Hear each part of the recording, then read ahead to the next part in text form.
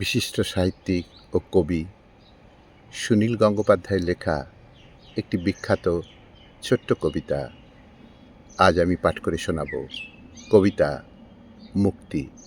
শুরু করছি। একজন মানুষ মুক্তিফল আনতে গিয়েছিল। সে বলেছিল, আমি ফিরে আসব, প্রতীক্ষায় থেকো।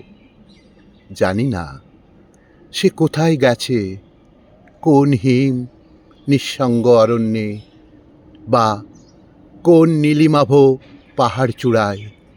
জানি না তার সামনে কত দুস্তর বাঁধা। জানি না সে সংগ্রাম করছে কোন অসহিনয়ের সঙ্গে। সে মুক্তিফল আনবে বলেছিল। সে বলেছিল, প্রতীক্ষায় থাকতে। আমি 12 বছর থাকব তার জন্য পথ চেয়ে। তারপরেও সে না ফিরলে আমাকে যেতে হবে। আমিও না ফিরলে যাবে আমার সন্তান সন্ততিরা।